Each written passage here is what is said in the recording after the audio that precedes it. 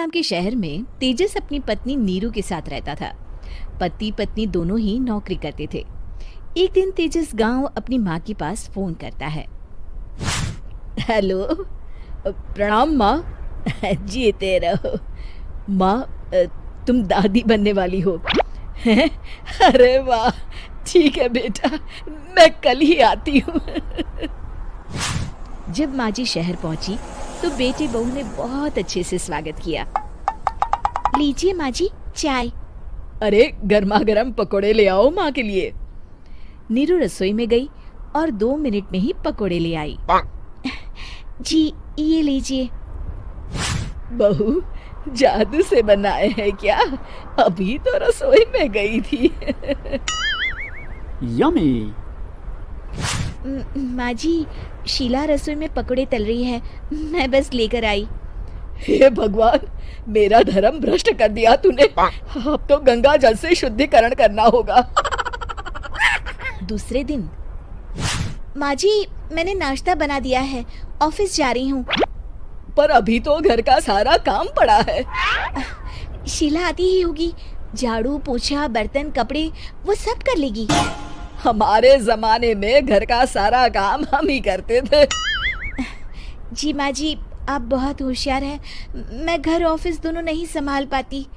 तो जरूरत क्या है घर से बाहर जाकर चाकरी करने की? वैसे भी घर का काम खुद करने से घर में बरकत आती है, समझी?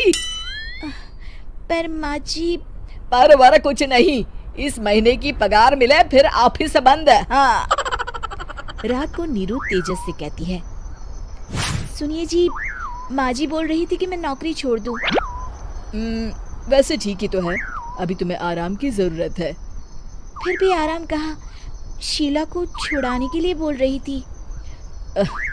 तो अब 24 घंटे में इतना काम तो कर ही सकती हो।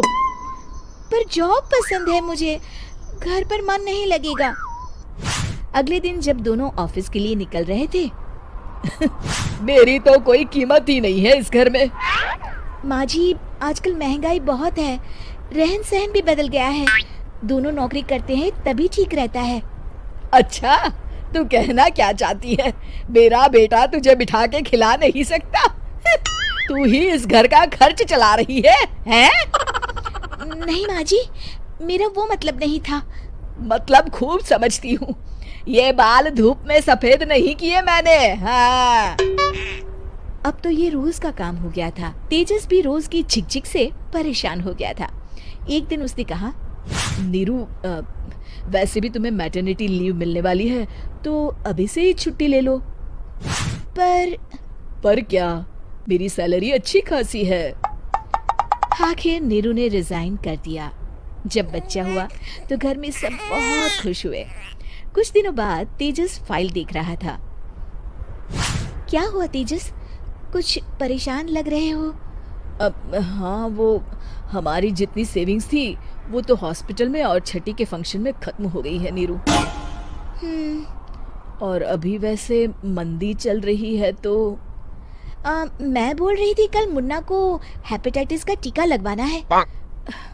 नीरू, क्या पोस्टपोन नहीं कर सकते? नहीं जी, बिल्कुल नहीं। अब तेजस को समझ में आ रहा था कि उससे गलती हुई है। पैसों की कमी का असर घर के माहौल पर भी पड़ रहा था। अगले दिन, बेटा मेरा चश्मा और ये दवाइयाँ ले आना, पर्चा देते हुए माँ जी ने कहा। जी। तेजस, मुन्ना के लिए दूध का डिब्बा और डायपर भी ले आना, और ये किराने के सामान की लिस्ट है, इसे भी लाना है। तेजस गुस्से में लिस्ट मरोड़कर फेंकता है और चिल्लाता है, पैसे क्या पेड़ पर उगते हैं? ये ले आना, वो ले आना। अरे पर ये जरूरत का सामान ही है। वो गुस्से में बिना कुछ कहे ऑफिस चला गया। अरे लंच तो ले जाइए। नीरू दौड़कर डिब्बा पकड़ाती है। एक दिन खाना खाने के बाद, नीरू, अब तो मुन्ना कुछ बड़ा हो गया, तो अब तुम वापस ज्वाइन कर लो ना जॉब। पर इस रिसेशन में जॉब मिलना बहुत मुश्किल है। ट्राई तो करो। फिर मुन्ना? माँ जी है ना, और एक फुल टाइम मेड भी लगा लेंगे। पर माँ जी, उन्हें तो पसंद नहीं।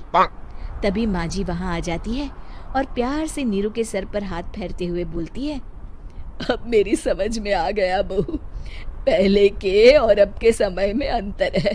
तुम काम शुरू करो, मुन्ना की जिम्मेदारी मेरी। मेरी प्यारी माँ जी। ये कहकर नीरू उनके गले लग गई।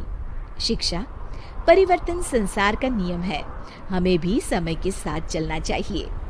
उम्मीद है कि आपको हमारी ये कहानी पसंद आई होगी। कृपया हमारे चैनल को सब्सक्राइब करें और सभी अपडेट्स के लिए बेल आइकन जरूर क्लिक करें। और हाँ, वीडियो लाइक और शेयर करना मत भूलिएगा। Bye bye.